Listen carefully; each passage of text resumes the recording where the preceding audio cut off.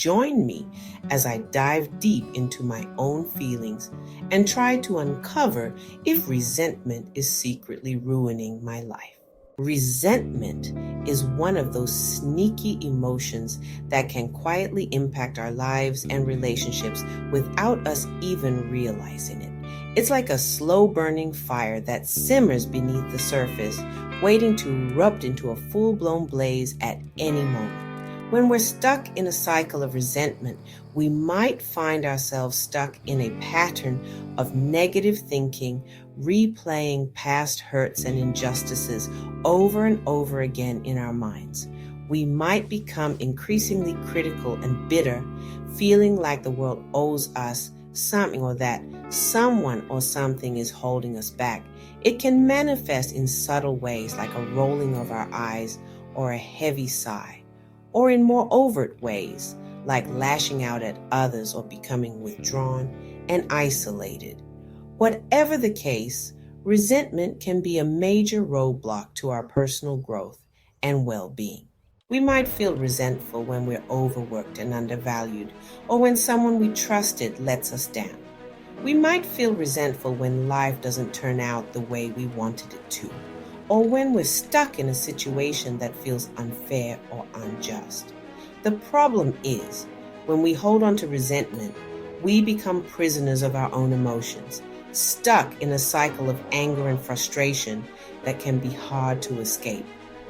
Our relationships suffer, our mental and physical health suffers, and our overall sense of well-being takes a hit. If we're not careful, resentment can become a toxic force that permeates every aspect of our lives. It can make us feel like victims, powerless, and helpless in the face of life's challenges. It can make us feel like we're trapped in a never-ending cycle of negativity and despair. But here's the thing. Resentment is a choice. We can choose to hold on to it, or we can choose to let it go. When we dig deeper into the psychological roots of resentment, we often find feelings of betrayal or injustice lurking beneath the surface. These feelings can fester and grow over time, especially if we're not addressing them in a healthy way.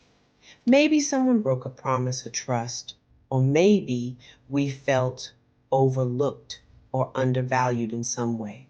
Whatever the case, these feelings of hurt and anger can be incredibly powerful, and they can drive our behavior and decision making in profound ways. But resentment isn't just about others, it's also about us.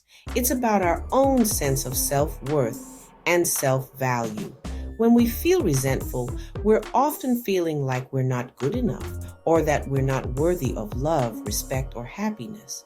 We might feel like we're stuck in a perpetual state of lack, like we're always missing out or falling short in some way.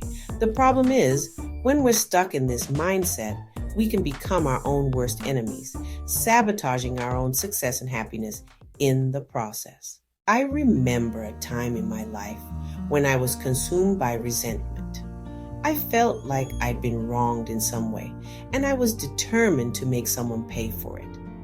I was bitter, angry, and hurt, and I didn't know how to let go of those feelings.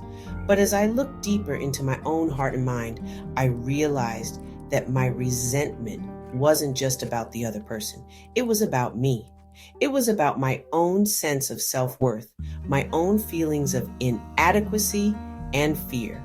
When I finally addressed those underlying issues, I was able to let go of my resentment and move forward in a powerful way. In summary, resentment is a powerful force that can silently ruin our lives and relationships if we're not careful. It's a choice, plain and simple.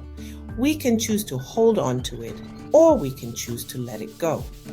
By acknowledging the psychological roots of resentment and addressing our own feelings of hurt and anger, we can break free from its toxic grasp and start living the lives we truly deserve. So, have you ever struggled with resentment in your life? What strategies have you used to overcome it? Let me know in the comments below. And if you're ready to explore more emotional well-being strategies, be sure to watch my video on overcoming anxiety and depression. Thanks for watching, and I'll see you in the next video.